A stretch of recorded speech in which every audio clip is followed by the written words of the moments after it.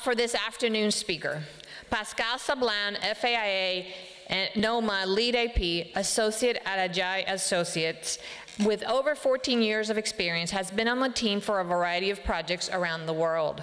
Pascal is the 315th living African-American woman registered architect in the US. Don't forget that number, it's very low. She's an activist architect who works to advance architecture for the betterment of society, bring visibility and voice to the issues concerning women, Black, Indigenous, people of color designers. She founded the Beyond the Built Environment organization, positioned to uniquely address the inequitable disparities in architecture. She has been quoted in the New York Times regarding her efforts, and Forbes magazine describes her as this powerhouse woman is actively changing history with a simple mission. Women and designers of color must claim and be credited for their contributions to the built environment. In 2020, Pascal was voted president-elect of the National Organization of Minority Architects, the 5th woman to hold this position in the organization's 50-year legacy. She was awarded the Architectural League 2021 Emerging Voices Award and the 2021 AIA Whitney M. Young Jr. Award for her advocacy efforts, and ascended to the AIA College of Fellows, the youngest African American to reach that honor in the organization's 164-year legacy. Pascal has given lectures at colleges and universities nationally, cultural institutions such as the United Nations and the Smithsonian National Museum of African American History and Culture. And with that, I'd like to present you Pascal Sablan.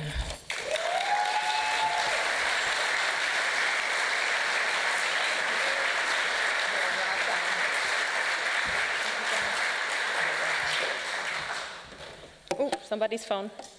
Oh, I'm not going to get in trouble. Hi, everyone. Good afternoon.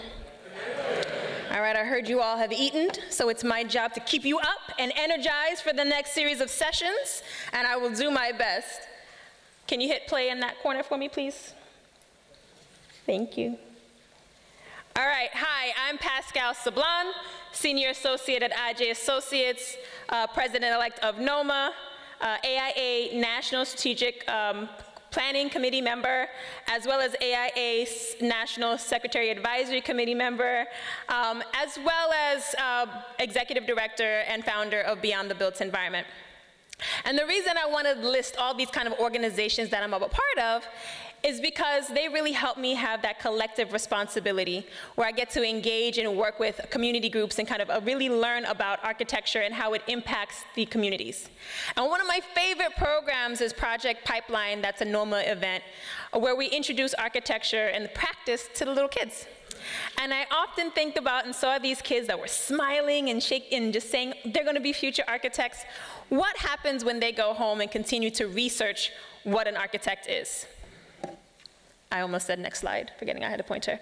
So like all millennials, I Googled it, right? So I Googled the words great architects, and Google Banner comes up with 50 names and faces. These are the first 40. And in these, I'm not gonna lie, the first 2 rows, I kind of knew who they were. Towards the end, it started getting really sus for me. But I realized that it was such a large and breadth of names, from contemporary, currently practicing architects, to Ninja Turtles. We got Michelangelo and Raphael in there. And I'm like, wow, this is a very big breadth of time. How many are women?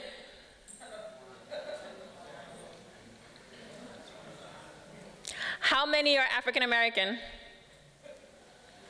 0. Now, are we really saying from now until then there are 0 African Americans who are great architects and there's only 1 woman ever to hold us down? Absolutely not. So on the screen here are 40 amazing African-American architects around the US and world who've done incredible work, and a good time to kind of think about some of these names. And so this became the essence of the mission, y'all. So I went to Google and said, hey y'all, why is it that when I Google these names of this word, great architects, these are the names that come up? And they said, frankly, Pascal, there's not enough content out there that lists you all as great. So the algorithm doesn't have content to actually pull you from. And so sitting with that, I didn't have anything else to kind of yell about, so I understood and kind of walked out of the room. And then had the ability to listen to Dr. Adelaide Sanford's speech in Afrocentric Education as a Human Right. And there she introduced me to a really important character, Albert Shanker. Albert Shanker was the president of the Federation of Teachers from a very long time. I can't read from over here anymore, but 1964 to 97, I think.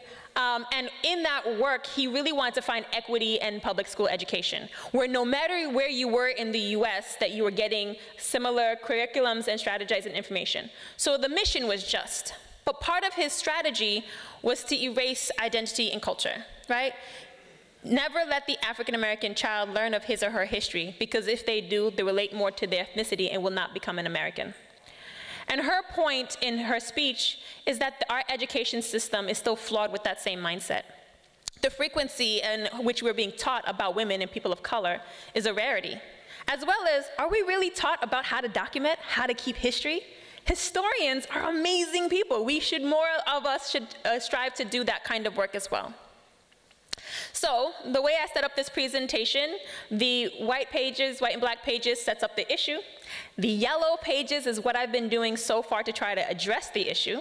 And then cyan pages, my favorite color, is what I'm still working towards to kind of move the mission forward. And the reason I'm doing that is to say you don't always have to wait to accomplish things to start spreading the word and start sharing those ideas, because you never know who in the audience will actually help you in that mission. So, in trying to raise awareness, back in 2017, I hosted the first Say It Loud exhibition, Say It Loud New York, where we were able to elevate 20 diverse designers of New York, their work, their spaces. And the concept is to see our faces, so the headshots on the thumbnails were really big, hear our voices, we had video testimonials of them speaking about their experience, and feel our impact, which is the work, which is how we want you to assess and evaluate us anyway, is the work that we're doing. And so this was a really powerful time where we were able to start seeing the work and starting the mission. And because of that opportunity, someone from the United Nations actually came to that exhibition and invited me to have that exhibition at the Information Center, Visitor Center on their campus. Here, I got to also have the power of the podium, where they gave me an opportunity during the opening ceremony to say a few words. And that's really where I learned to not speak to just say, thank you so much for the opportunity, but hey, this is a room full of world leaders. I need you all to move that mission forward as well. And I'm kind of saying the same things to you here. And so in that work, before I got back to my seat, one of them said, Pascal, don't worry, we got you. And then in 2018, we had AIA's national conference was in New York, really in the backyard of where I was working at the Jacob Javits Center. And I asked if we can host a series of seminars. And all of my seminar requests were rejected. And they said, okay, they're too bespoke and too focused on a particular group, and we want our seminars to be more inclusive and engage more people. So I heard that no, and then I squeezed it until I got a yes out of it. So I talked to my office and said, hey, we're 1 block away from the venue. Can I take over the gallery and the conference rooms? They said, sure, Pascal, whatever you want. Then I called the UN. I said, hey, are you guys done with those boards? They said, sure, come pick them up. On my way. And then I contacted my local AIA New York chapter and my NYCOBA NOMA, the New York chapter of NOMA, and said, hey, can we organize a series of panels and seminars around these topics? And they said, let's do it, let's get it. So we were even able to say no. And last one, I got AIA to put it on the app. So even though it wasn't officially an event or a seminar of the conference, it was also something that was elevated for you all in the app as well. So I turned that one no, squeezed it until I got a yes, and was able to have a really great exhibition and host my 2 seminars to a packed crowd, which was really exciting. That UN person who said, we got you, was not playing. So it took us a year, but we converted the Say It Loud exhibition into 8 languages. And then it was distributed worldwide to all their information centers. So they started sending me pictures of people and students and professors going to the exhibitions and seeing the work. Now, I'm already dramatic, and I feel like you can already see that in me. But there was so many tears of excitement and joy, because when I had first did that first Say It Loud New York, I would have never envisioned it having such a global reach so quickly. This is also when I decided that the Say It Loud New York exhibition couldn't be the same one that was just moving around from space to space. This is when it needed to be a traveling activation rather than a traveling exhibition. So every new location we had a Say It Loud exhibition, women and BIPOC designers of that location was who was getting elevated and celebrated. And then the following year, guess who got invited to the party? It was so exciting. We were able to get prime location, and it was great because it also became this really great marker of people coming together and seeing the work. So I say all that to say, as you persevere and knock down some of these walls, they do become bridges in the future for you to really attain those efforts moving forward. Then, as people leverage and like to hear me speak, thank you, I also use that opportunity to push for more exhibitions. So I did that and leveraged that in November of 2019 with Say It Loud Virginia, and Francis Curie was the keynote the year before, so big shoes to fill, and I did that with my boot right after I broke my foot. That same month we did Say It Loud Pennsylvania, and the reason why I want to share this one with you is because someone said to me, Pascal, I thought the whole point of all of these exhibitions was to inspire those kids that were waving goodbye.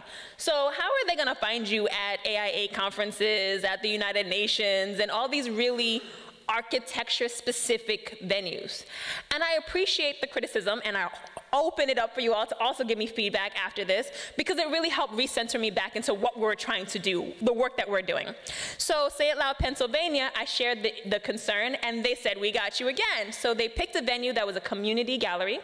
They programmed it like no other. Panel discussions, keynoting, they had networking events.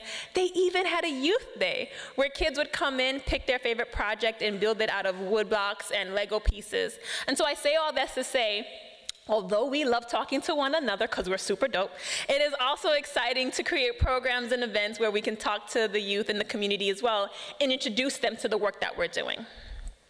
Then Say It Loud Georgia in January of 2020 was my first school of architecture to say yes. They were not the first school of architecture for me to ask.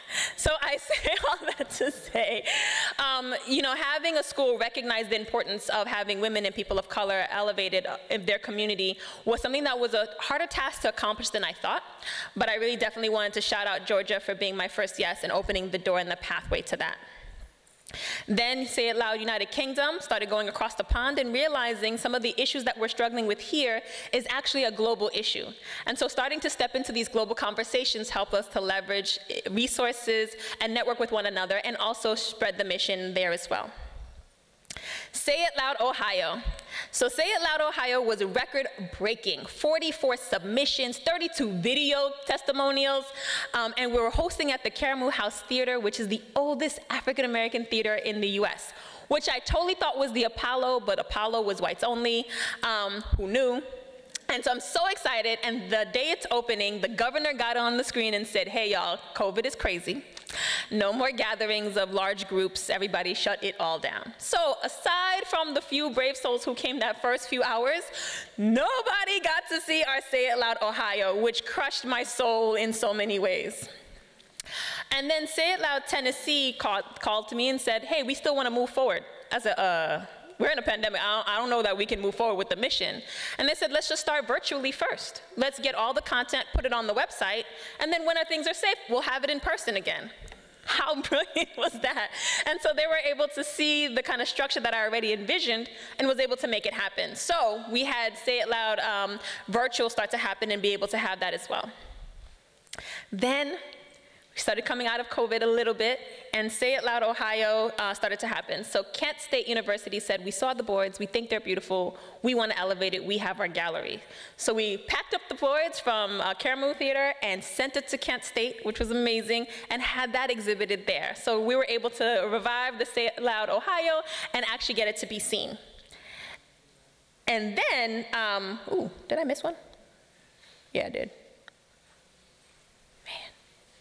I think I'm going the wrong way. Okay, so Say It Loud Ohio, oh, there we go. So I didn't put it all in. But then after Kent State was Ohio State, and then after Ohio State, Akron High School. So that one exhibition is now featured in 4 separate locations, which is pretty dope, and I'm so excited for it. So I say all this to say, as we have these exhibitions, they have the ability to also travel and be able to be exposed into different audiences. Then we did our Say It Loud NOMA 50th exhibition, really capturing the legacy and efforts of our national organization and all of its members. We also highlighted its founders, its presidents, and all the ways in the evolution of the organization. And that was also pretty incredible to do. Say It Loud Texas, this is the first time where we did an exhibition that focused on just women. And I struggled with that request. I really did, and I'm still kind of thinking about it, but it was powerful to see how many women in Texas really building and designing and constructing the built environment and having it featured. And this is another exhibition that got to travel as well. Minnesota, my second school of architecture, so shout outs to the University of Minnesota for being that, yes. Say It Loud Maryland was another exhibition that we were able to do as well. Say It Loud North Carolina, we opened an exhibition in both Charlotte and Raleigh at the same time. Man, that was crazy. I did 6 exhibitions in 1 month. My team really was not happy with me in January of this year. Then we crossed over and got to Say It Loud NAR Melbourne in Australia. So now every inhabitable continent has had a Say It Loud exhibition. World domination is approaching, y'all. We're getting there, so I'm really excited.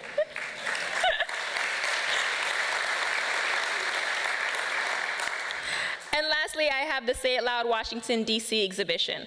This one's something that I applied for the Architects Foundation and really trying to make sure that we're able to move the mission forward. And they said, Pascal, because the Octagon Museum is on the AIA national kind of campus, it's hard for us to only elevate D.C. designers. Fair. So I said, how about we elevate all the work and identities of every African-American fellow? They said, great idea, let's do it. I said, okay, let me get that information. They said, we don't have that information.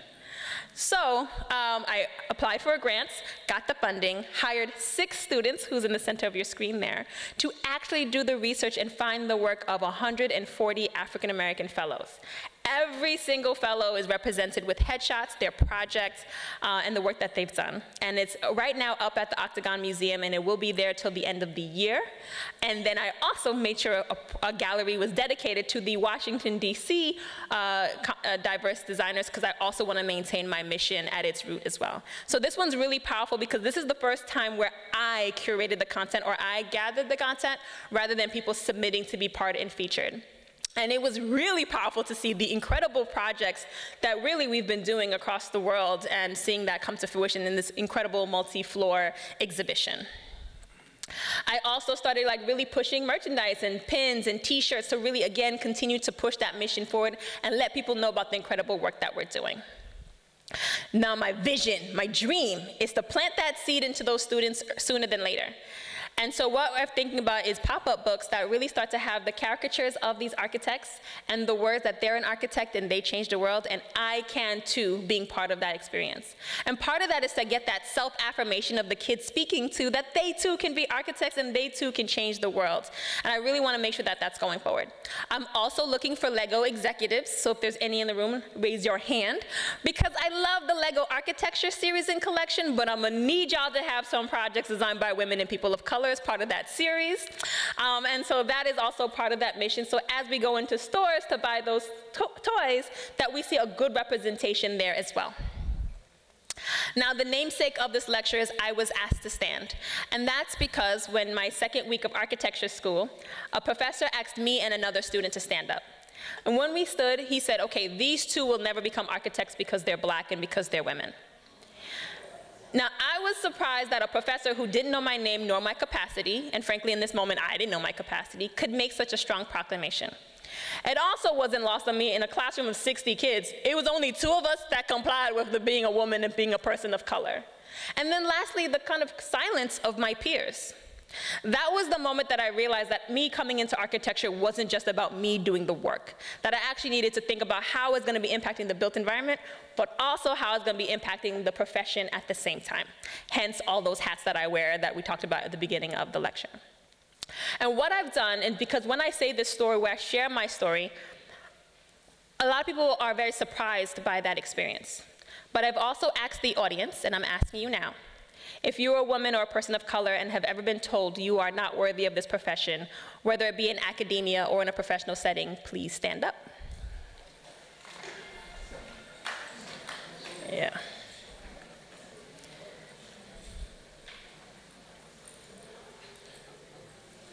Thank you so much. And I'm happy that you continue to stand up and persevere.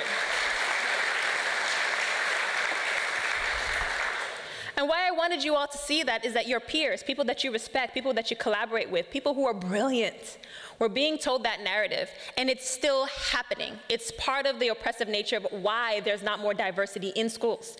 All of us heard it and kept going. But there's a lot of people that are like, you know what, I don't need this, right? A lot of people stepped away from the profession because of those messaging. And I talk about that one moment because for me, I was lucky enough that it was only one moment. There are other classmates and peers who said it was a consistent, everyday experience for them. And so I really want you all to think about that as you engage with your schools and universities and school groups that you're talking to ensure that the professors and the teachers are not providing that kind of statement or storyline, and also provide the support to those students and be the representation of diversity, that they too can do this great work because they have been, no matter what Google says. And then also really just thinking about why he thought that way. Thinking about the demographics of the student application according to NCARB, about really us being stuck at 5% for over a decade, where 5% apply, 5% roughly enroll, and about 3% graduate. So I often wonder what happened to the 2%. Was it like, man, your obsession with Basswood is just not for me? Or, because it's a real obsession, you know it. Or was it, you know, an I was asked to stand moment that they weren't able to persevere through? Then I thought about the demographics of our professors. Not to say that I can only learn from women and people of color professors, but I am saying it's important that all of us see diversity from a position of education, as well as the diversifying of the content that is actually being presented and shared as well. Then the Directory of African American Architects. We talked about earlier that I'm the 315th African American woman architect. How I know that? This directory. This directory was started by Bradford C. Grant and Dennis Mann. That was one of the panels that I got rejected but still made happen in A18. And so in January of 2020, the university decided that it was no longer an important directory to maintain. And I was in a panic to find another organization to sponsor it. And I'm really proud of NOMA for stepping forward and taking it over. Because this website is the metric and the ruler that tracks how well we're doing in terms of increasing the diversity of the profession. And having a place to be able to track that is really important. So that web address at the center of your screen is where you can go to see the different diverse designers or African American architects, specifically of each state. I also like to publicly speak, and some of these my lecture series, as well as I launched a Vimeo page for NOMA as its historian, past historian, where I have lectures and video testimonials of different women and designers of NOMA speaking about topics, because I promise you we talk about things other than Jedi work. So there's projects of lectures, other topics that's really important and impactful, and it's a free resource that professors, students can always leverage and learn about great work. I also went back to Pratt and said, hey y'all, so back in the day something happened and we're gonna fix it today. So together we hosted a Young Designers Conference where we invited students of the community to come in and participate. We had 58 students, good number of professionals, both high school and college students, and we had them do a design competition together. And the importance of that is because we were trying to teach these college kids that they were already in a position to mentor the high school kids, that their experiencing and applying for schools was more relevant than mine way back in the day, right? And so really trying to teach that mentorship begins at any step of your career, and you're always in a position to pull the next person forward with you. Then leveraging social media for social change, we launched the Beyond the Built Environment IG page. It's an amazing page where every week a different diverse designer takes it over and shares their journey, their work, and all that inspires them. And the best part is that we've cultivated a community of over 8,000 followers that care to hear that story. We're also diversifying the story and the narrative of how we impact the built environment, and it's on the grid and will live there forever and ever, or as long as Instagram is alive and poppin'. So I say all this to say it's a really good IG chat page to follow, and if you want to contribute, please let me know. And out of all those exhibitions, we've featured 35 exhibitions so far and now have 878 diverse designers globally since we started in January of 2017. And when you go, thank y'all.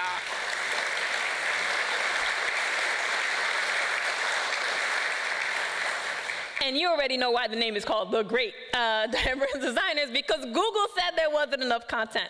So every bio on this page begins with the great architect, the great designer, the great interior, the great master planner, because we are great and it's great work, and trying to fight that SEO in that process.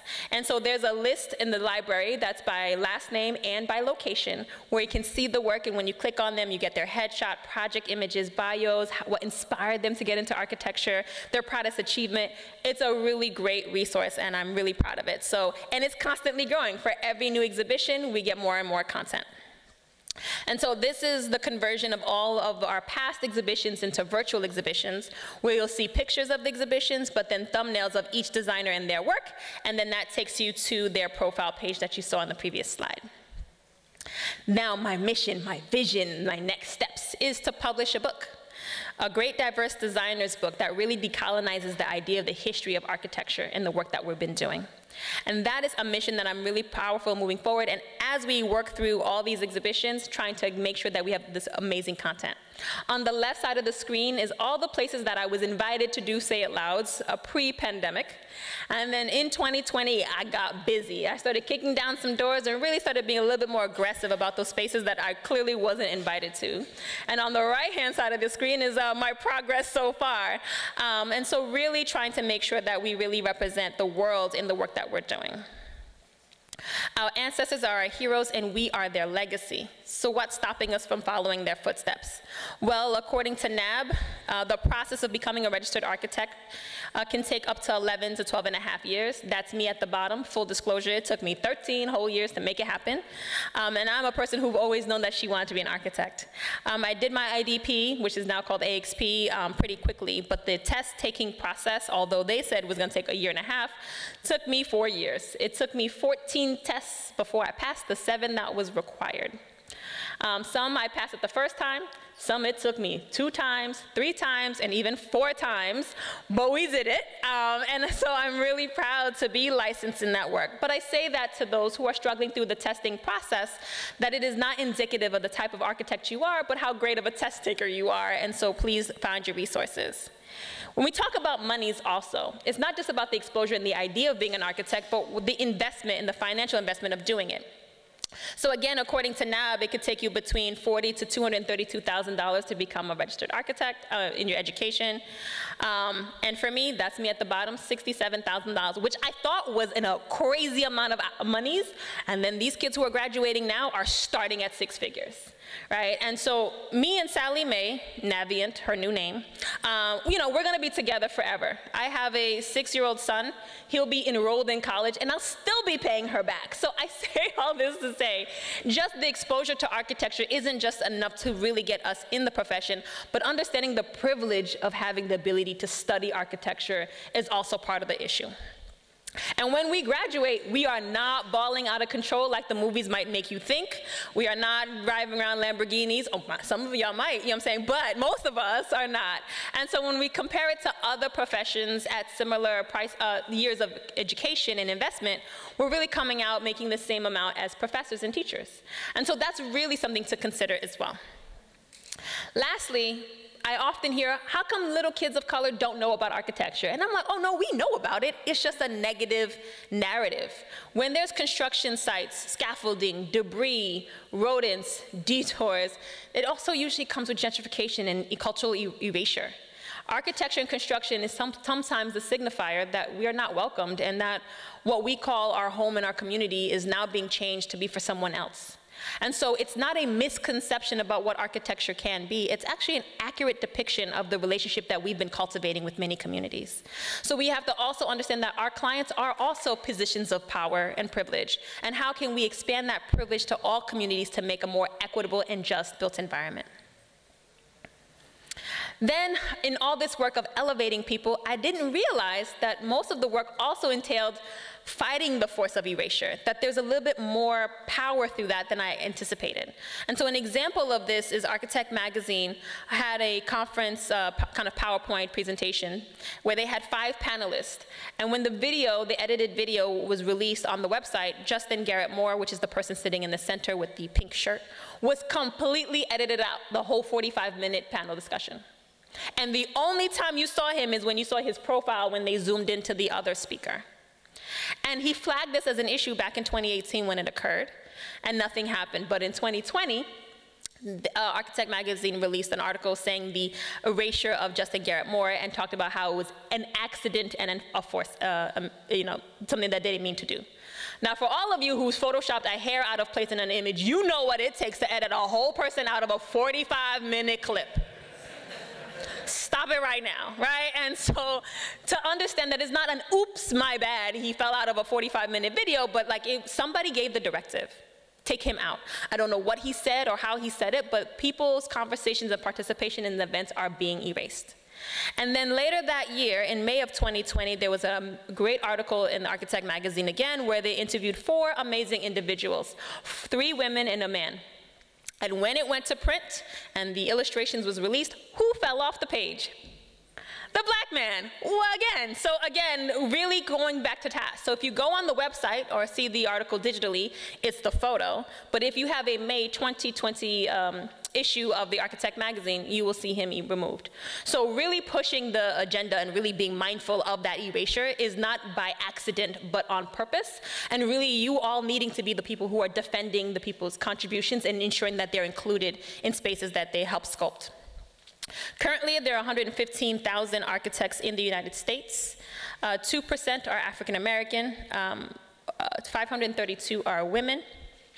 I'm the 315th, the 21st African American Women Fellow, the 2nd in all of New York. The 2nd. So shout out to Roberta Washington for holding it down.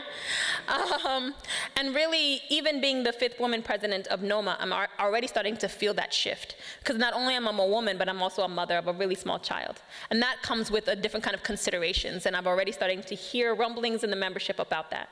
And so really making sure that I speak to it proudly. That when there's some board meetings, Xavier's coming with me. And that's just part of the experience and that's part of the identity. And for some people that will be a problem, and I'm hoping for others, it'll be an invitation that they too can also be a mom and be a president and be an architect.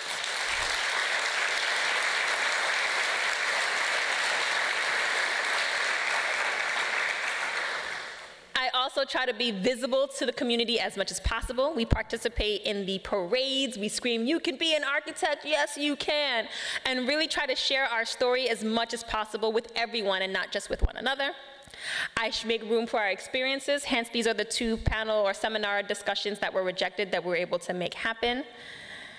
And I also try to protect our history and really find the time to make sure that what we talk about in the publications are accurate. So when they're going to say things like this is the first, but in actuality she's the 3rd, not only do I make it a point to flag it, but to use that as an opportunity to create relationships with these publications. And so now the historian seat of NOMA, it provides articles and informations to NCARB for articles. So it's not just a matter about being mad for the sake of being mad, but actually creating policies that moves forward and transcends beyond the emotional response.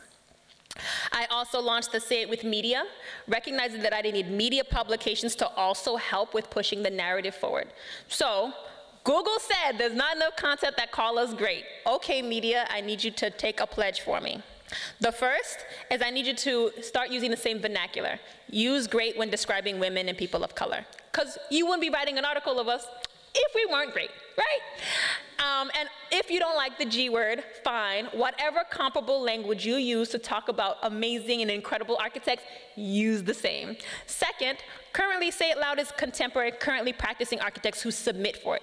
But we've been here doing the great work for decades and years and years. So please use your history and research department to find historical information to move that forward as well and share the stories. Also leverage your platform to share and show and educate about how the built environment can be used and has been used in the past, in some cases, to perpetuate racism and sexism through the built environment. And what you see on your screen there are the 9 publications who's taken on the pledge, with a 6 million monthly impressions. So these are also the publications who care about our stories. So when you finish a project or when you write a white paper, I want you to submit to these publications because they care to hear about you, and I want you to pour back into them as well. And so the hope is that you all have some time to hang out on my website and go to the Say It With Media tab and also click. So I have thumbnails of all of the major publications in the field of architecture. And when you click it, an auto-populated email comes up that says, I want you to do the pledge. Because I've had calls with every single one of these publications, and it's always just me asking. But if I can get more voices asking for this representation and that commitment, then we should do good. And what I'm asking for is that 15% of your content is dedicated to women and people of color, which is in line with the breakdown of the demographics of our communities as well. Architecture as advocacy. So I know we talk about advocacy from the position of programs and policies and initiatives, but it's also the architecture and the work that we're doing. So to talk about how architecture can heal and inspire, I want to just give examples of how architecture is used to harm. Right, so Robert Moses, who I was taught was the bomb.com, who did all these amazing things, I didn't realize that he was racist, and he really did not like the undesirables. And undesirables meant immigrants and people of color, like it wasn't, if you weren't from here, I guess, originally, whatever that means. And so he was developing Jones Beach and did not want undesirables to get to the Jones Beach, and he recognized that our main mode of transportation was buses, mass transit. So he mandated that over 20 bridges over the Southern State Parkway be short enough so that buses could not get through. This is how he leveraged the built environment to perpetuate his agenda. And these moments, and I grew up in Long Island. I had no idea that the Southern State had that much history and oppression embedded within it. But that kind of awareness and awakening is really important. And how did I not learn this part in school? Then there's projects in development where they've leveraged kind of affordable housing, tax credits, et cetera, to allow them to create the development, but then have affordable housing tenant doors versus those who pay market rent. And so I'm flagging that as the modern day whites only, coloreds only entrances, and what is the difference? So if you are able to use the monies that we bring to the development, then you should also give us the same pride and equity when we come through the door and call a space home. And then lastly, there's gentrification, redlining. There's a lot of ways in which the architecture is used to harm, and just understanding that. There's projects like the National Memorial for Peace and Justice, which I affectionately call the Lynching Museum. And there was so much pushback for this institution because they said, why would we want a piece of architecture that speaks to such a dark history? And what we've learned over the past few years is that it's not a dark past history of long ago, but very much part of our modern day experiences. And if you are very upset at pieces of metal hanging from the ceiling, I need you to bring that same energy when black and brown bodies are being killed and being lynched as well. And to give you an example of such beyond George Floyd and what I considered a modern day lynching, there's a little boy in New Hampshire who was 8 years old who was hung by some high school kids who thought it was funny. And happily for us, their knot tying game wasn't the strongest because it unraveled and the kid was able to fall and survive. And this was also done in front of his sister and was able to get help. But it was really upsetting to see law enforcement talk about how no charges was going to be brought to these high school kids because they're, air quote, good kids, while looking at pictures of a chocolate baby's neck with rope burns. And so again, I really want y'all to understand that this is not things of long, long past in history, but things that are happening in our communities and societies around the world, and something that we need to be powerful in fighting against as well. The National Museum of African American History and Culture is a 100-year advocacy effort. It dates back 100 years since we originally requested this museum, and the response was African Americans had not significantly contributed to society that would warrant a museum on the mall. 100 years. And then what's powerful is that the project was designed by diverse designers. Sir David Adjaye, Phil Freelon, J. Max Bond Jr., Zena Howard. It's an incredible component. And then lastly, it's the safe space. It's the testimony, the testament of our contributions and where we can send our artifacts and important historical components that can be held and maybe at one day get elevated to a position of a display and an exhibition. And then also trying to embed our heroes into the built environment. So if there's women and people of color of your community that has done significant work, work with your local department to get streets renamed by them, to have them, to embed them into the built environment that they help shape and to keep their legacy moving forward. And we were able to do that in Harlem, New York for J. Max Bond Jr. The African Burial Ground National Monument is my very first project. It's the project I did as an intern for Aris Architects. And it's a site where they was constructing to dig for foundations for that federal project. And in that excavation process, they came across human remains. The story was some of those remains were being tossed out till the whistle was blown. And they're able to halt construction and launch the construction competition, design competition for what would be there that captures that information. Working with historians on this project, we realized that this site that had 400 remains, plus or minus, was not the extent of the burial ground, but all of downtown Manhattan. City Hall, where everybody gets married, the federal building to the north of us, to the west of us, means when they were building for their foundations, they too saw the remains and continued to build anyway. So on the side of the monument, there's a map that actually depicts the full extent of the burial ground and the estimated 20,000 remains that are there in downtown Manhattan. And so this is an opportunity where this first piece of architecture that I ever got to work on actually teaches the history and legacy of what's there that is not seen, but is definitely part of the existence and experience, and how literally, physically, conceptually, New York City was built on the backs and bones of our ancestors. I also strive for environmental justice. I'm a lead AP. It's really important to me because that's part of Justice's work as well. So 888 Boylston was one of my projects that I worked on. It's the highest performing speculative office project in all of New England. And so I say all this to say there's different types of justice categories. I want you all to identify the ones that really aligns with your heart and soul and push that agenda forward. Then we have Bronx Point, which is a 100% 542 affordable housing project with the first ever brick and mortar hip hop museum in the world. And it's a completely public space and community project. And even the bricks that we selected was dark shades of black and gray, and really tried to embed the culture and identity of the Bronx and hip hop in the built environment. And so I'm really proud of this project as well, and it's doing beautifully in construction, and that's the picture in the center of your screen. The Cleveland Foundation headquarters, this is the first time an advocacy organization client sought me out specifically because I was an advocate architect.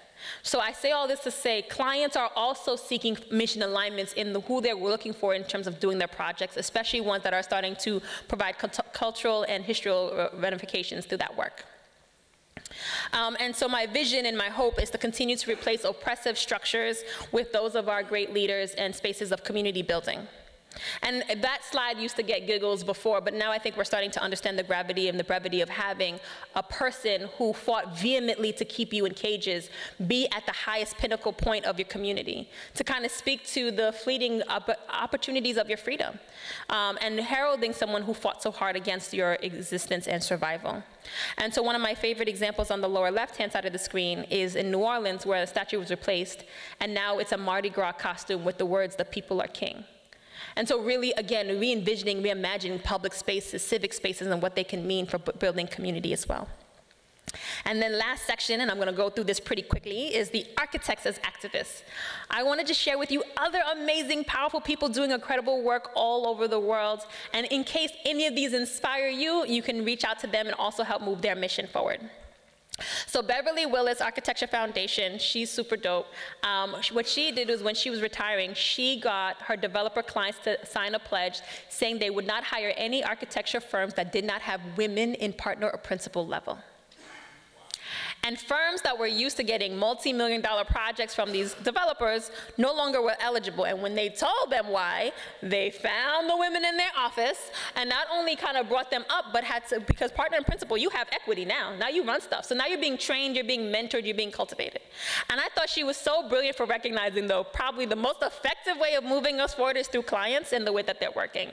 So she does a Built by Women campaign and has historic work that she's doing as well. She's almost 100, if not there yet. Incredible woman architect. So if this is something that inspires you, please get involved with the Beverly Willis Architecture Foundation. We also have the World Deaf Architecture, where we talk about the people who have mobility challenges and what that means in some of those spaces. And when I think about the ADA Act, right, where the community said, hey, these designs that we're putting forth is not inclusive of all of us. And we really not listening to those requests and seeing images of people with challenges mobility climbing City Hall on their forearms and elbows as a visual protest of how the built environment is not designed for them, created this law. And I love it.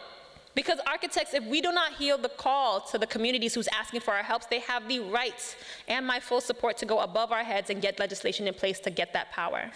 And so with the World Deaf Architecture, they're trying to fight for that as well in the way we practice profession as well. And he has a series of articles and things that he's trying to push forward. So if this is something that aligns with you, please, please support Robert Nichols.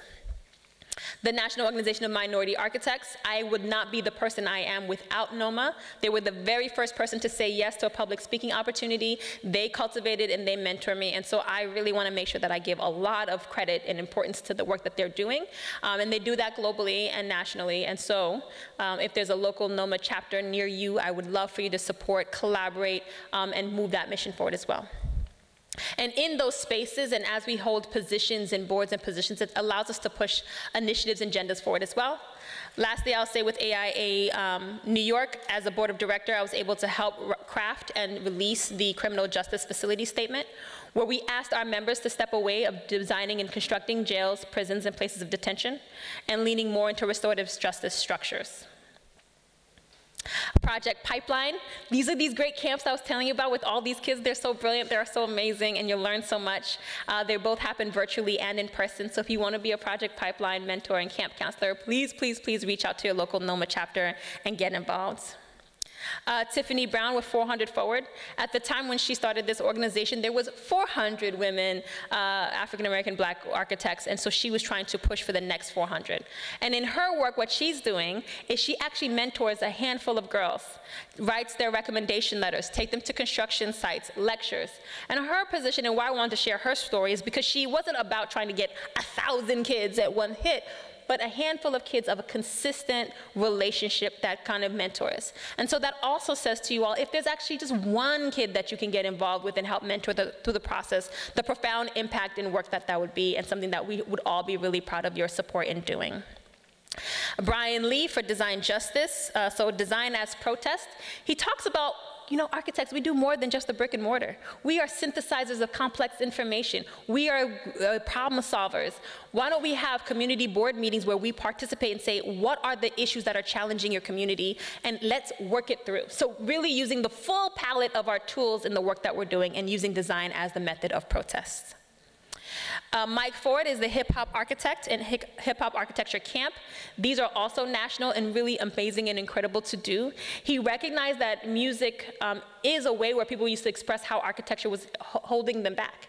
And so he always partners with a local celebrity musician that works with these students, and not only do they design projects built off of music lyrics and the algorithms within it, but then he has them make a song that speaks to how they're going to use architecture to solve their society's problems. So for the one I got to participate in the Bronx, the kids talked about how they're going to use architecture to solve teen pregnancy and drug use. And it's so much fun. It's really incredible. This man hangs out with Oprah, Rolling Stone covers, so he's the most successful kind of branching out of the architecture bubble. And again, if there's a hip-hop architecture camp near you and you're interested, please support as well. And then lastly, I have all this incredible content, 878 projects of us doing work all over the world. I'm also launching an augmented reality app that allows us to kind of function similar to Pokemon Go for all the fun Pokemon Go users here, where it gives you a map and kind of indicates where projects near you designed by women and people of color. And when you get closer, they show you the headshots and a frame around the project. You can create art inspired by what you see, take a picture, and see the building, see your art on the building at 1-to-1 scale. The idea of this is to really empower kids to kind of just reimagine and re-envision what architecture can be in the context of the position of a pedestrian kind of viewpoint. So this one's been going really well, where we were gonna launch it in 2020 with, in the UK at a Zaha Hadid building, and now we're repositioning and where the first one can launch through. But it's a really powerful and important fun aspect. And again, as we do more Say It Loud exhibitions and the library continues to grow, we grow more and more content. And so the main initiatives of Beyond the Built Environment is the Say It Loud exhibitions, which is for professionals and students. We have the See It Loud augmented reality app, which is for preteens and teens, most likely to have a mobile device. And then the Learn Out Loud children's pop-up book, which is geared to small kids. So really trying to enforce the full pipeline of exposing the great work and identities of women and people of color while inspiring the next generation to join us in the fight and the pursuit as well. Oop, that's not the button. And so I'm going to end with this, my favorite MLK quote. The ultimate measure of a man is not where he stands in the moments of comfort and convenience, but where he stands at the time of challenge and controversy. Many years ago, I was asked to stand, and I've been standing ever since. And hopefully today you are all inspired to stand with me. Thank you.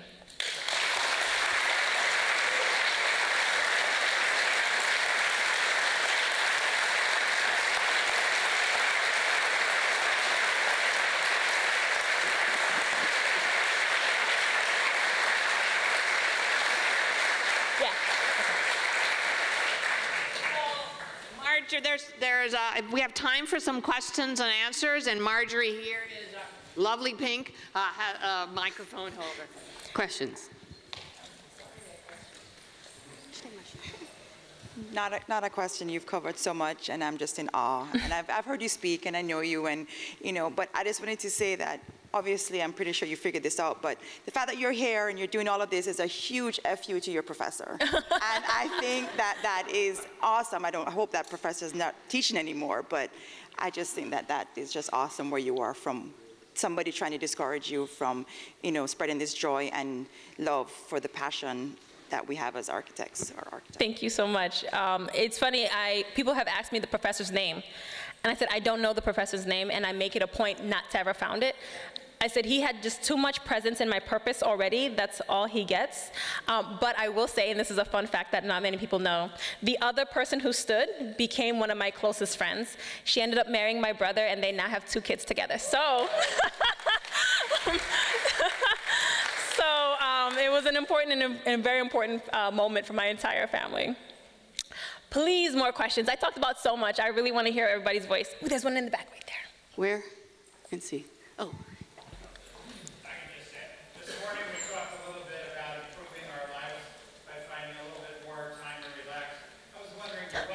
Do you ever relax? Oh, you got it? Oh, you see me so well, sir. You see me so well. Okay, I am not a good example of said practices, and I probably should learn more about that, but I think really what I've been doing is saying, help me more. I used to say, I'll take it on and I'll do it myself. And I've realized that my Superman cape is just as dynamic and flowy when I ask for help and get support in getting the work through. And then lastly, I stopped dividing myself. I kept thinking I can only be a mom at this amount of time, I could be an architect during these times, and I could be an advocate during these times. And now they're just all blended and intertwined, and it's just part of who I am. So I appreciate you, because you are absolutely right. I definitely need to rest more. My team do not allow me to do more than 1 exhibition per month anymore. The last 6 in the month of January was the straw that broke their all back. So I'm learning to pull things apart and to really pace myself in a lot of the work. But thank you so much for that very important reminder. Any questions?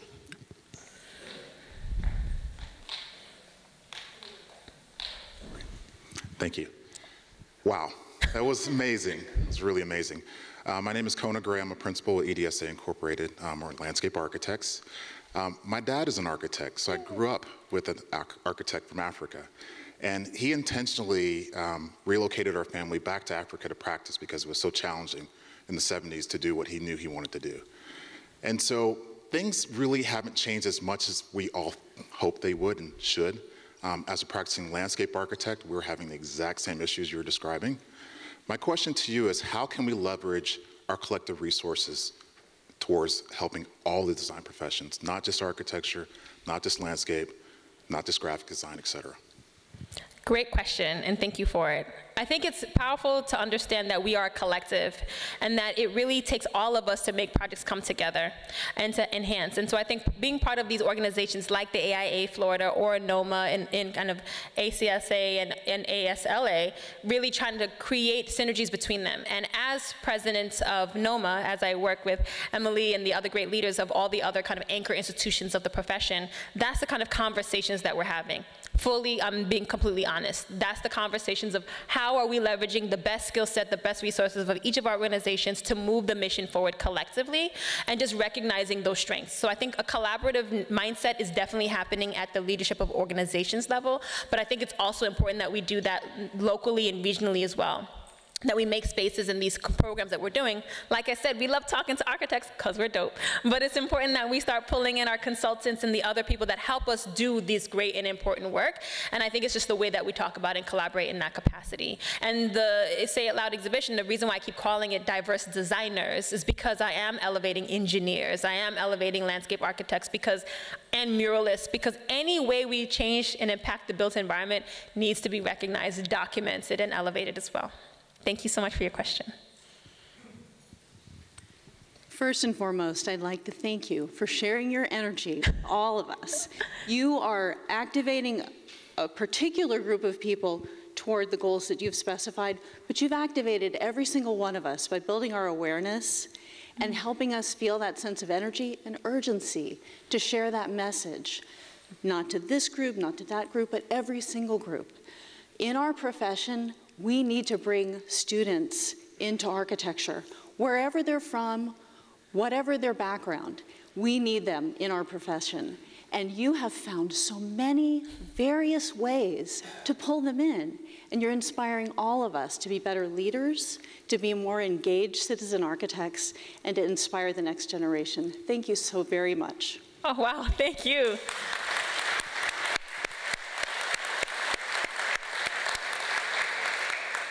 I really appreciate that, and very humbled by the generous words, and I appreciate that, and I hope that is also true for you all in the room.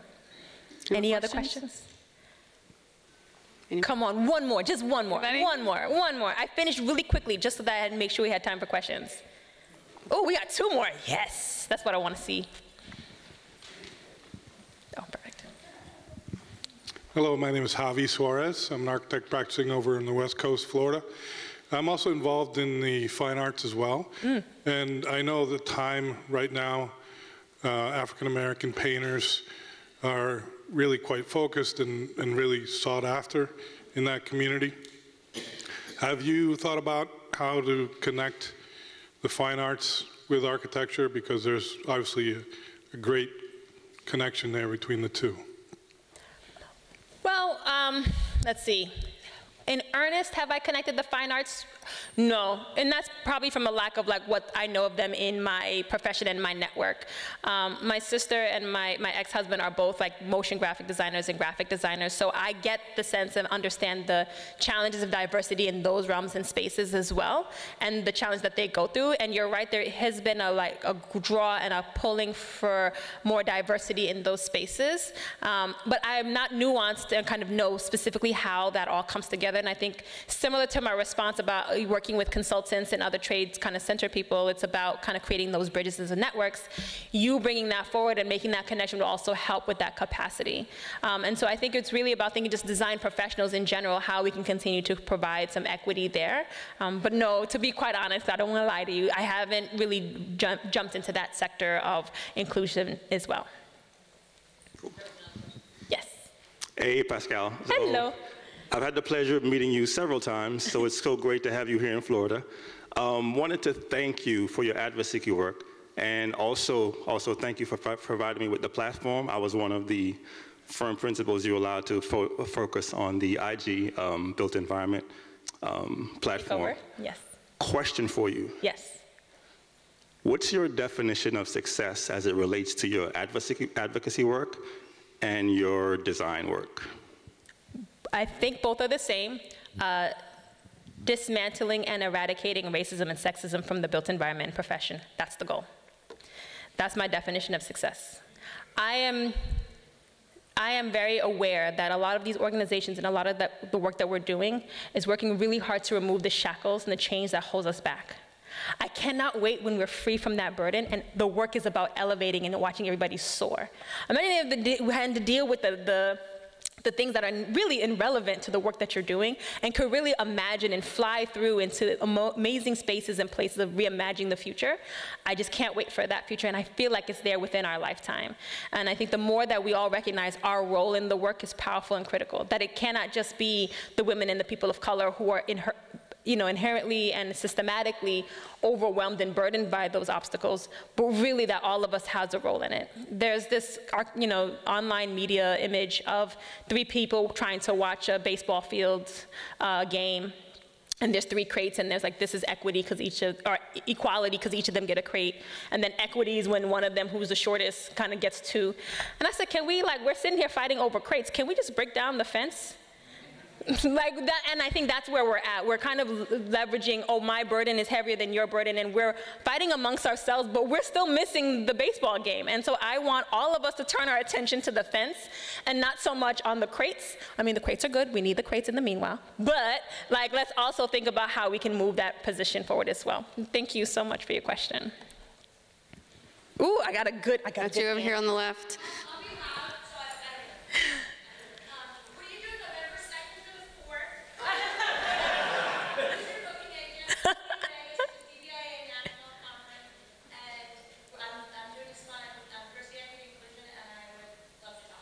Let's talk. I'm always available and excited to hang out with you all. So if there's any opportunities in which you want to see my voice or any of the voices that I shared during the presentation, please let me know. I am a great connector and advocate for everyone. So let's connect and we'll talk about it. Ooh, we still get another, oh, y'all are the best. Look at that. You were shy in the beginning and now you're killing me with questions. This is perfect. Hi, my name is Bertram Lewis and I just have one question for you. Please. Where were you 35 years ago? 35 years ago? No, you don't have to answer that. But, I was 4 years old, hanging out, chilling. I really enjoyed your speech. When I was coming up, I had the benefit of being a student of Max Bonds. And I realized back then that he was not a black architect. He was just an architect who happened to be black. And I really appreciated his tutelage. More recently, I've started mentoring a student at FAMU, and it's proven to be very rewarding. And I would encourage everyone here to find a young person interested in architecture and just mentor them. It's not hard. All you do is tell them what you've experienced, what your impressions are, and just give them your feedback. Anything for them is important. And lastly, I wanted to say that when you stood up, I was the only black male to graduate in my graduating class from architecture school. And my studio professor said, your people are entertainers. You don't need to be here. And with that, thank you very much. Thank you.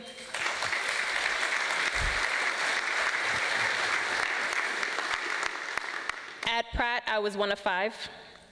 At Columbia, when I was getting my master's, I was the only black person in the entire School of Architecture at Columbia University. And then when I graduated and started working, I was the only one at my school, at my firm, of over 200 architects. You know, the amount of times that I was asked to get somebody coffee when clients just assumed I was part of admin staff, I cannot begin to explain. Or the amount of times people touched my hair and said, wow, it's really fluffy. Which it is, it's very soft. I really figured out the product line. But J. Max Bond Jr. passed away. And a colleague reached out and said, hey, are you going to go to his memorial? And I said, well, I didn't work at Davis Brody Bond. Where I would go to the, it's like, he's a black architect. He's a black architect? I had no idea that J. Max Bond was a black architect. And I went to his memorial at the AIA New York Center for Architecture, and that's when I walked into a room and saw a room full of black architects, and I had never seen anything like that before in my entire life. I never knew that we existed at that caliber, of that quantity, and that's when I joined NOMA. And so I talk about J. Max Bond. You see his face and his name everywhere because he was such a huge catalyst in the support system in my career. And I never got a chance to meet him, but I hope with my work and sharing his identity in his work, I'm saying thank you to him in the work and his legacy. And to meet you and know that you're one of his students or his mentees is really also powerful and full circle as well. All right, you all are the best. Thank you so very much. Enjoy conference, and I'll be around.